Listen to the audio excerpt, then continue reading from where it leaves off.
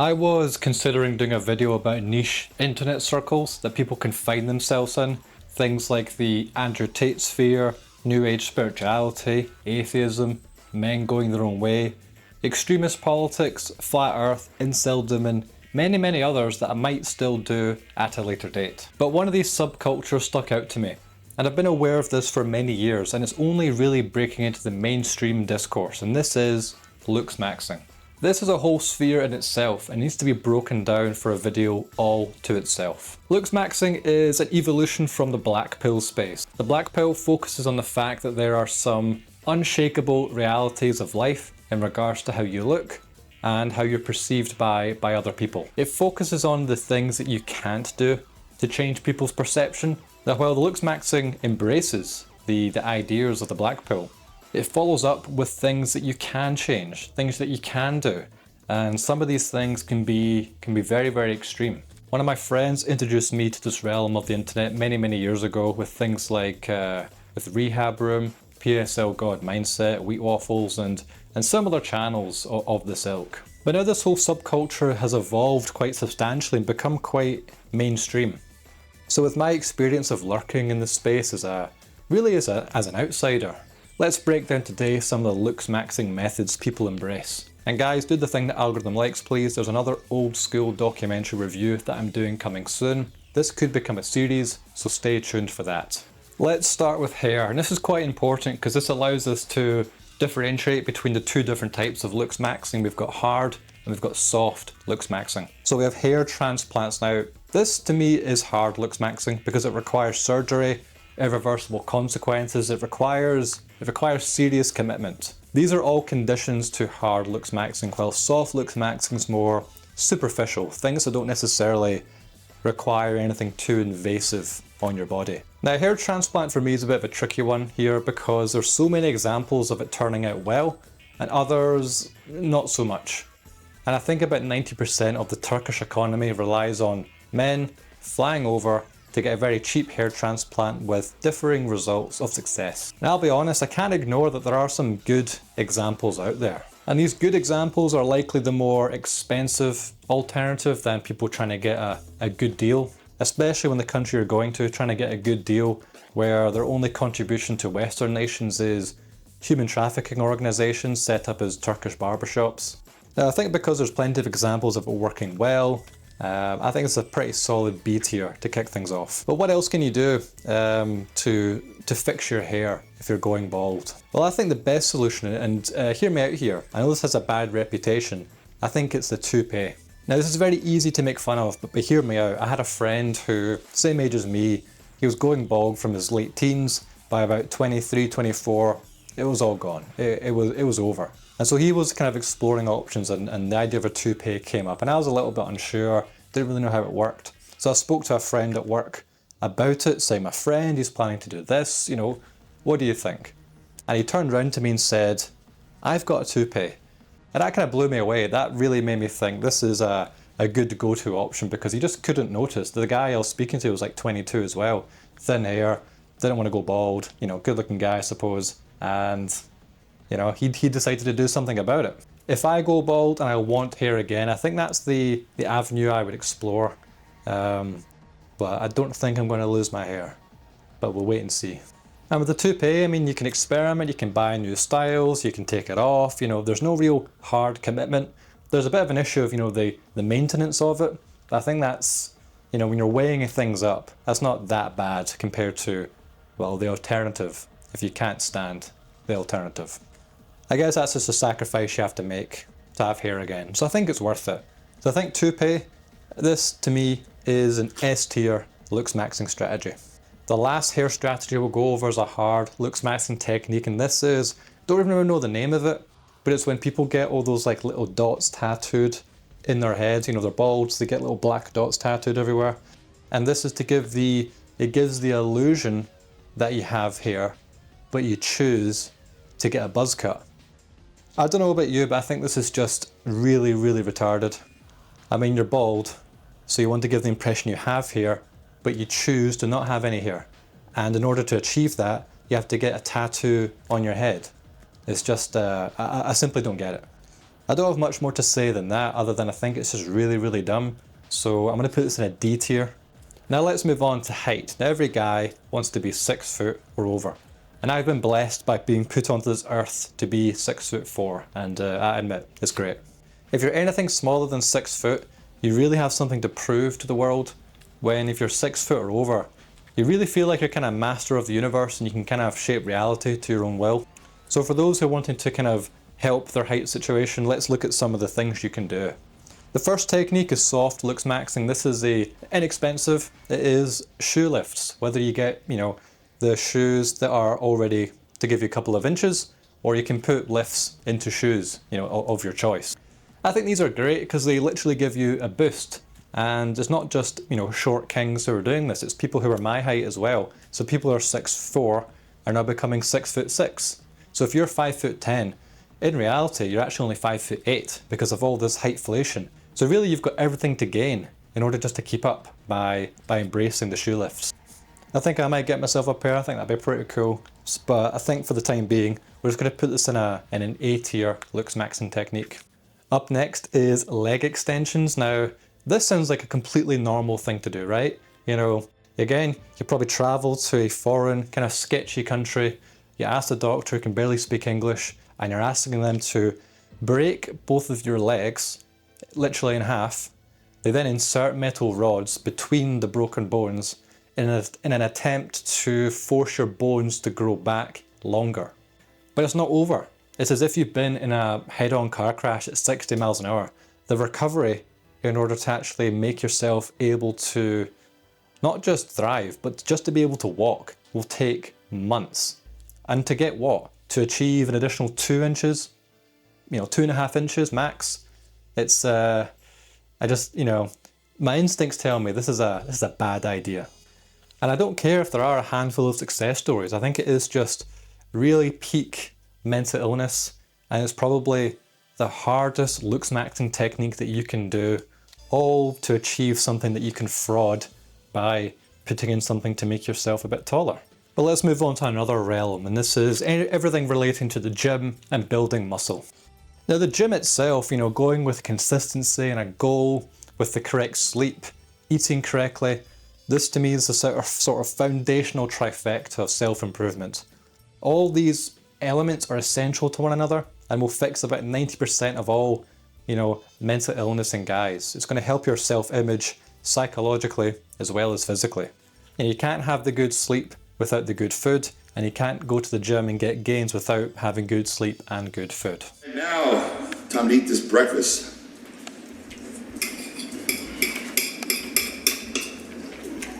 Plain old egg whites.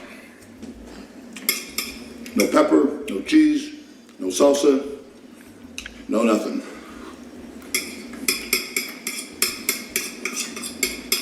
Gotta be honest with you, tastes like shit. Like fucking shit. I think it's an easy A tier, and it wouldn't be not quite S tier because the results are not instantaneous, and you have to actually work hard, and that's a big problem for many people. And as well, there's no gym for your face, but we'll come to that later. As we said, Gymcelling requires a lot of time. The results will not come immediately. So what can we do to get these instantaneous results? Well, of course, there's steroids. I think steroids, and this is purely in the realm of Looksmaxing, is a bad idea. Growth hormones that are typically within a lot of these steroids, people do it to, to get gains, to get bigger muscles. But while getting bigger muscles might be cool, it reaches a certain point where the only people you're impressing is other guys. You become literally physically repulsive to 99% of all women.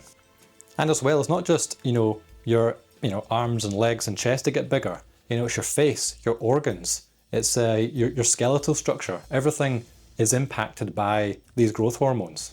When people look at a guy who's like, early 20s and he's on a lot of gear, they'll say things like, he's big, but he looks 40. But here's the real reality. He doesn't look 40. He is 40. Now you might say, well, this guy's only been on this, tertiary realm for 20 years. How can you be 40?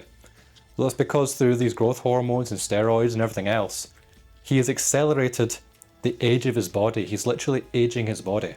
So his body is 40 years old. Daddy or not? What do you think, bro? I'm 22. You're 22 years old? Really? Yeah. That's it? Damn. Daddy, bro? With the beard and the shit and going bald. And in my mind, if Looksmaxing's about, you know, looking good, looking youthful, looking healthy, then this is the complete opposite of that. So I really think, you know, the steroids, I think it's a D tier for Looksmaxing.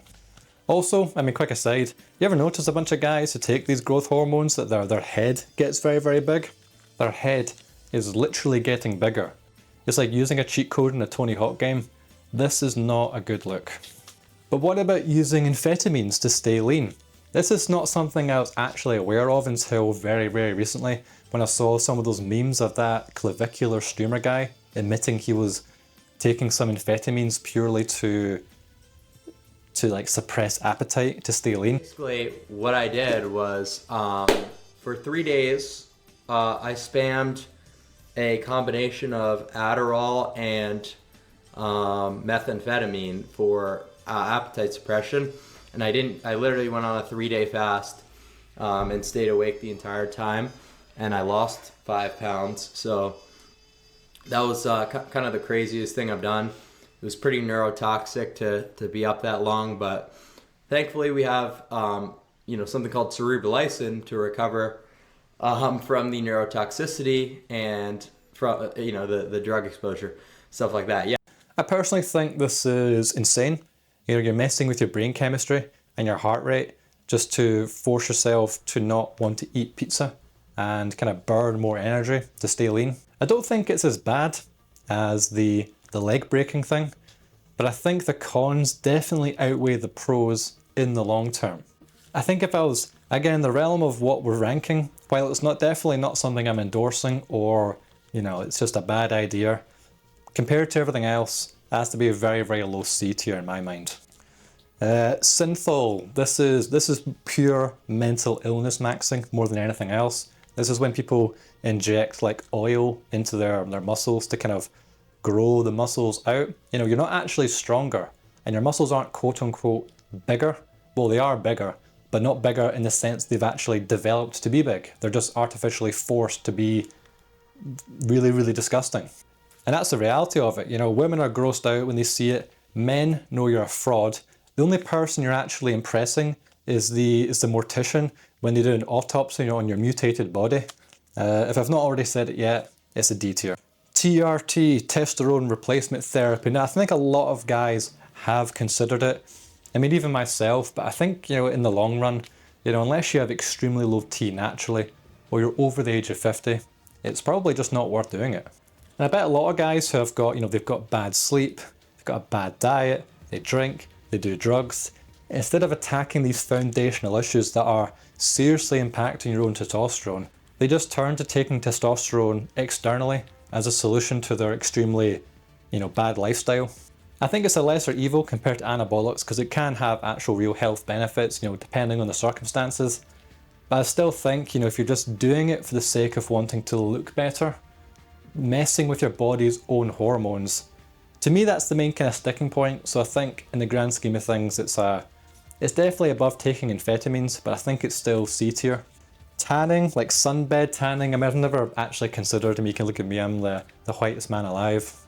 So it's never occurred to me to walk into like a tanning bed place for like I don't know, it just never ever occurred to me. And for me personally, when I go somewhere sunny, you know, I'm on the sun factor 50, I've got the hat on. It takes me a good couple of weeks to really get used to the sun and my skin to actually kind of not burn.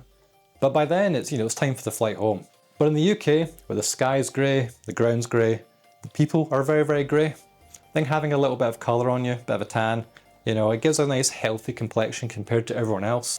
And due to the lack of risk, I mean, there probably is a risk, I've not looked into it. I'm pretty sure staying in this artificial man-made box being blasted by this UV light, you know, probably not good for you. But compared to everything else on the list, you know, it's probably not as bad. So let's put it on like a low B tier, I suppose. Clothes, I mean, I'm not a fashion guy, you can probably tell. I remember seeing like a couple of shorts out there where they're doing like street interviews, asking people what clothing brands give you the ick. And every single one they interviewed of these brands, I I didn't recognize a single one of them, which is probably for the best, right? I'm just so far removed from that kind of realm that I can barely really comment on it. But while I don't know much about it, I do understand the importance of it. You know, what you wear is an immediate first impression. So it's a very essential depending on, you know, whatever situation you're in. I mean, clothes that fit, keeping up with some general trends. I mean, did you know skinny jeans are not cool anymore? I mean, I didn't until fairly recently. But again, I'm behind the times here. And some people just want to wear like expensive brands just so they could be like, you know, peacocking, trying to reflect a sort of high status through the clothes they wear, which can work, but only to those who are already aware of what, you know, is a good brand, which I'm not. Again, a decent outfit can really make all the difference on how you wish to present yourself.